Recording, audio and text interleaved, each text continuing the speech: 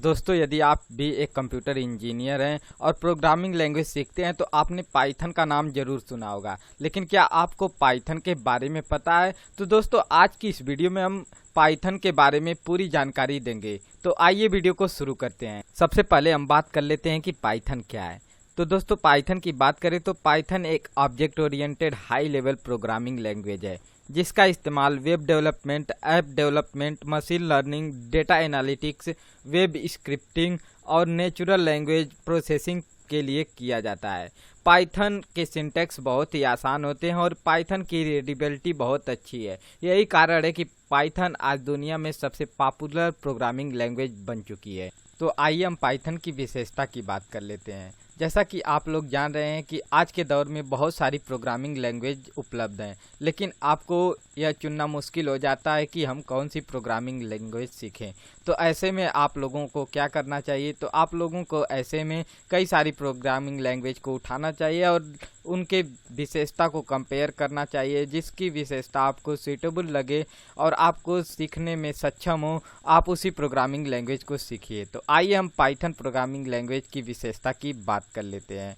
तो सबसे पहली विशेषता है easy programming language. Python programming language सभी प्रोग्रामिंग लैंग्वेज की अपेक्षा सीखने में बहुत आसान है। पाइथन दूसरी प्रोग्रामिंग लैंग्वेज की अपेक्षा कोड करना भी आसान होता है। थोड़े बहुत प्रयास के साथ पाइथन सिंटैक्स खोजे जा सकते हैं।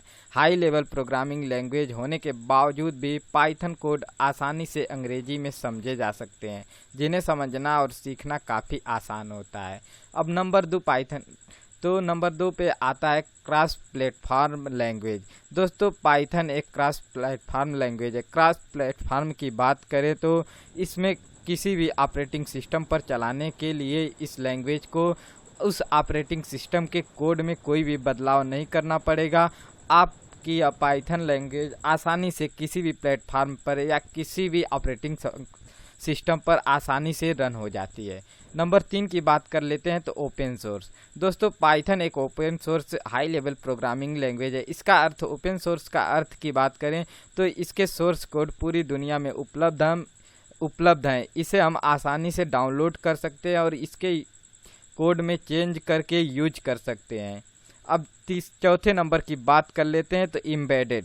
दोस्तों, पाइथन पूरी तरह से एम्बेडेड अर्थात इसके सोर्स कोड प्रोग्रामिंग लैंग्वेज के कोड में डाले जा सकते हैं और अन्य लैंग्वेज के सोर्स कोड प्रोग्रामिंग कोड में डाला जा सकता है। यह हमें दूसरी भाषाओं की स्क्रिप्टिंग क्षमताओं को हमारे प्रोग्राम में एकीकृत करने की अनुमति देता है। नंबर 5 की बात कर लेते हैं तो पाइथन के पास लार्ज स्टैंडर्ड लाइब्रेरी है। जब हम पाइथन डाउनलोड करते हैं तो इसके साथ हमें कोड की लार्ज लाइब्रेरी भी मिल जाती है, जिसके कारण आपको हर एक चीज़ को कई बार नहीं लिखना पड़ता है। यह हमें रैपिड एप्लीकेशन डेवलपमेंट और मॉड्यूल और फंक्शन का समृद्ध सेट प्रदान करता है। नंबर 6 की बात कर लेते हैं तो नंबर 6 पे आता है एक्सटेंशन। ज़रूरत पड़ने पर हम पाइथन कोड को C++ जैसी दूसरी भाषाओं में भी लिख सकते हैं। यह पाइथन को एक एक्सटेंसिबल लैंग्वेज बनाता है। इस कारण हम पाइथन को अन्य भाषाओं में बड़ा कर सकते हैं। नंबर 7 की बात करें तो GUI प्रोग्रामिंग सपोर्ट। दोस्तों, पाइथन एक GUI प्रोग्रामिंग सपोर्ट करता है। पाइथन के उपयोग से ग्राफिकल यूजर इंटरफेस बनाया जा सकता है।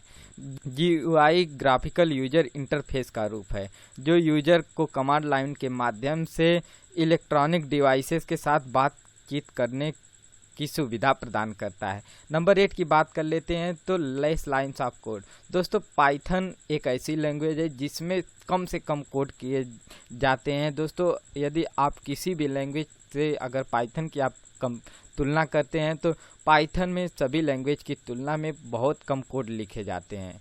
तो दोस्तों, आशा करता हूं कि पाइथन की यह वीडियो आप लोगों को पसंद आई होगी। यदि पसंद आए तो हमारे चैनल को सब्सक्राइब करें, वीडियो को लाइक करें।